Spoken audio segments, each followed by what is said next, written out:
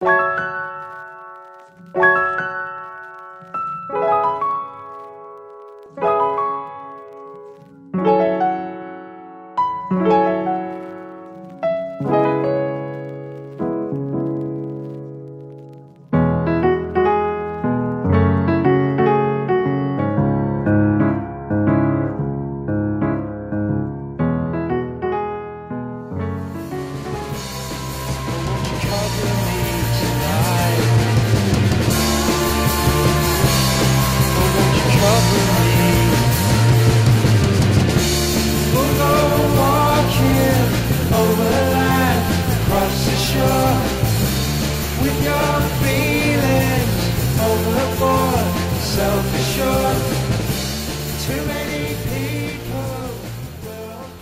guys, welcome to vlog 14. This vlog I thought we could do a little differently. I guess my other vlogs are kind of like highlights of what I've been doing through the week and what I've been seeing and experiencing. But you know, like not every day is like that. What is normal life like? So what is a normal day in the life of Robbie like when you're not doing all that cool stuff? You know, where are you staying? How do you cook? What do you eat? How much does it cost? How do you do your laundry? What is it like kind of living in another country, you know, on the downtime when you're not like running around and doing all this stuff? So here is a short video to try and explain and show you a little bit of that. Okay, so right now I am in Phnom Penh in Cambodia and I'm staying in an Airbnb. If you don't know what Airbnb is a little like a homestay. It's kind of where local people rent out rooms or whole apartments or whole houses or some of the house or whatever to travelers who want to stay somewhere a bit more local. Somewhere which isn't like a hotel, somewhere which maybe isn't a hostel. You can have your own private space, but you're also kind of living with locals. I mean, not all of the time do the owners live in the property. Some live next to it, some live the other side of town, and some do live in it and you're just renting a room within their house. But the great thing is you get to live a little bit like locals live and experience a bit of local living. Why did I choose Airbnb instead of a hotel or a hostel? Well, for hotels, they're expensive for sure. So if you have a higher budget, then great, you can do that. But generally, I think most travelers are trying to keep a lower budget to extend their travels more. So usually hostels and now Airbnbs are good options. Why an Airbnb instead of a hostel? So hostels are great if you're somewhere just for a couple of days because you can kind of go there, hang out, you can meet like-minded travelers, that's really great. However, for me, because I'm traveling for an extended period of time and I'm trying to stay in one place for not just 2 or 3 days, but you know, at least like 2 weeks, 3 weeks or 4 weeks at a time. And I'm also traveling with this camera setup, my laptop and quite a few valuable items. And I just think it's kind of sensible that if I stay in a hostel with people coming and going every day, it's not always going to be that safe to have expensive camera gear and a laptop. They do provide lockers, so if you ever stay in a hostel, don't get me wrong, they're perfectly safe. I think you're always going to be good. But just if you're staying there for an extended period of time, of course the risk is slightly greater.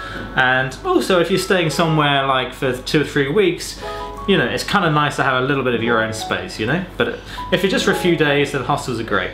What is my normal day like? So I wake up, I'm fortunate enough to have air conditioning in this Airbnb, which is fantastic. Not every place has that, so that's a real luxury for me and I'm happy for that. Hi, good morning. So one of the first things I do when I wake up, even before coffee, is I get this little guy, the little remote control for my air conditioning unit. And I understand I'm fortunate to have air conditioning. You don't always get that in hot countries, especially on a cheap budget. But I get this guy and turn the air conditioning on so I can breathe again. Then I go make the coffee. Alright, get out of here, get out of here. And I wake up, it's pretty warm. You don't want to leave the air conditioning on all night because honestly you'll freeze and you'll wake up with nipples like missiles. Then I'm going to make myself a nice coffee. What facilities do I have in this Airbnb? Well, some have a room in a house, some have the whole house. So really it depends on the Airbnb you're staying at as to what kind of facilities and amenities you have. So sometimes you have full access to a kitchen, sometimes you don't. So in this experience in Phnom Penh, I'm having a room. I have my main room, which has this double bed. I have an ensuite shower just here. I have, you know, my front door and a little clothes rail, some shelves. and I have a fridge where I can keep some cool items, food or drink or whatever, and I have a hot water jug. So I don't have a full kitchen facility kind of here that I can use, so I can't cook my meals every night. But a lot of places you can, and of course you can search that and filter that to whatever, you know, works best for you. But here I have a hot water jug, I have a kettle, I can make coffee, I can make some noodles, whatever. Honestly, in Phnom Penh and probably Cambodia, I would say in general, it's very cheap to eat out. I can eat out for, well, you can eat out for just $1 or $2. It depends what you eat, of course, right? But as a vegan, I can eat out, I can go and dine in an Indian restaurant and have vegan friendly food where the main course is maybe $4 US, rice is $1 US, you know, Coke is $1. So for $6 I could eat out in an Indian restaurant. So that's like £4 or about €5. So you can honestly eat out pretty cheap. Really, Phnom Penh is pretty good. It has some Indian restaurants, it has some vegan cafes. It's pretty neat. How do you do your laundry?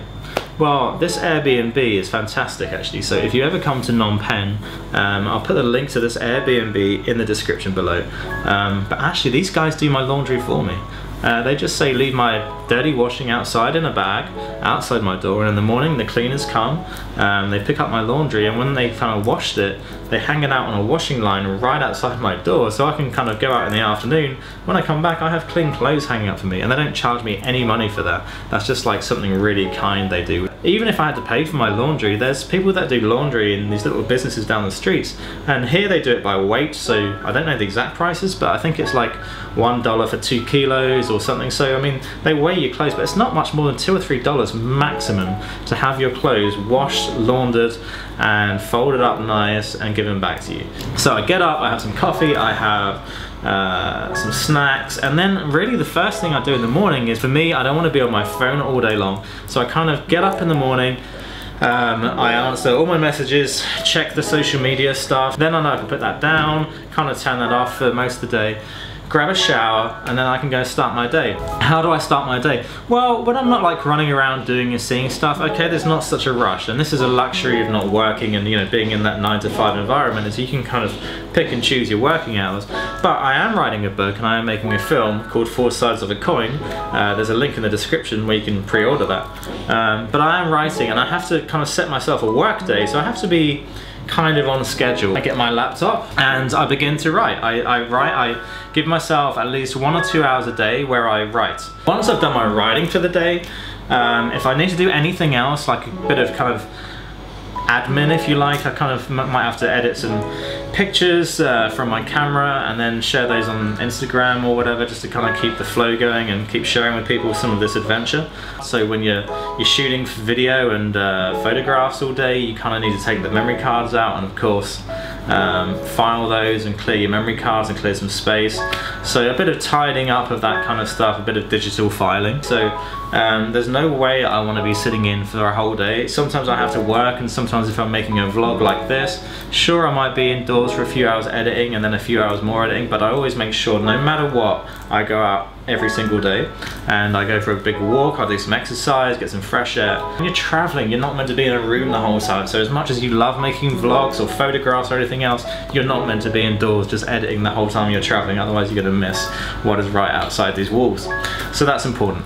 So what do I do if I just go out on a normal day? Well, I love here in Phnom Penh because I'm writing to observe people and learn their culture and everything about them, their values, and kind of even just by observing, you know, what do they do? How are these people? What kind of values do they have?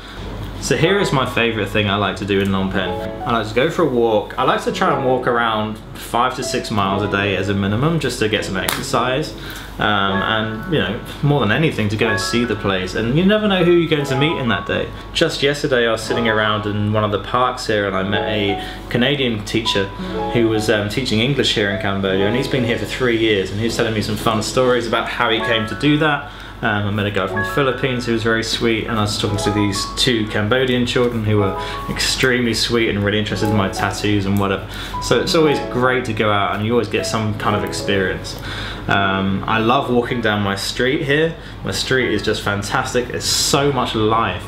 It's a very kind of like, I guess, typically quiet street in terms of traffic. It's quite small, so you don't get big trucks going down. Of course, you still always get the scooters and the motorbikes going down, but it's very quiet. There's a lot of local businesses down there. which have kind of open shop fronts, and they could be mechanics or they're just little shops selling, you know, soft drinks and snacks, and it goes all the way down, and then there's like again other mechanics and kind of, you know, various little businesses either side.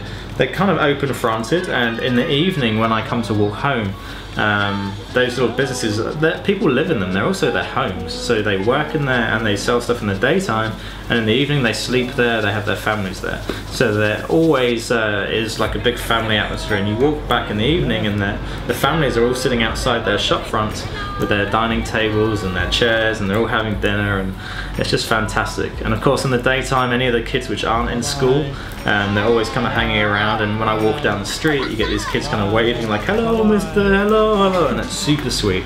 So I love that. So I love walking down just my little street here in Phnom Penh, and it's perfect. And then I head towards the park. I take my little notebook with me. It's not always so safe to be walking around with a laptop and expensive camera in Phnom Penh. So I take a little notepad I bought for $1 US with me, and I can make some notes and, you know, observations, and then I can come back, and of course again the next morning when I'm riding I can type those up. So I head towards this park, which is by the Independence Monument, and around 4:30 that park really comes alive, and there's an adjoining park down the end too, also by the Vietnam Monument, but they really come alive around 4:30 for both children and adults alike. They're playing games, the kids are running around screaming and laughing on their push bikes. The adults are playing like this really cool football game where they're just like volleying this ball to each other. Honestly, they're amazing. They should be like international players. You feel like the buzz of the kids laughing, of the guys playing games and laughing when they drop a ball or something, and all that kind of stuff. And it just starts getting dark, and then the lights flicker on around the Independence Monument, and it gives it a nice kind of glow, and it's just that real kind of buzz of like day turning into evening, and it's just beautiful. So I love going down there and kind of just watching and making some notes and soaking that in, and kids come up and say hello, and you know, I draw pictures with them and whatever, so that's great fun. Then when it gets to around evening time and it starts getting dark, I kind of start heading slightly towards back home a little bit, and you have rush hour traffic, or the motorbikes coming at you, screaming at you, and it's absolutely brilliant. I mean, I get, maybe it's not for everyone. For me, I think it's extremely exciting and really fun to be walking down the street dodging these motorbikes and stuff. It's kind of like, I find it quite fun. Maybe I'm just crazy. So anyway guys, that's it from me.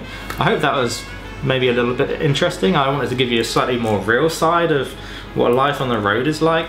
So yeah, wherever you're watching this, whether it's at home on a sofa, or at work hiding in the bathroom, or whether you're traveling, or whatever you're doing, I just hope you're having a great week, you're happy, and make sure to live your dreams, guys. Alright, thanks. Bye bye bye bye bye bye.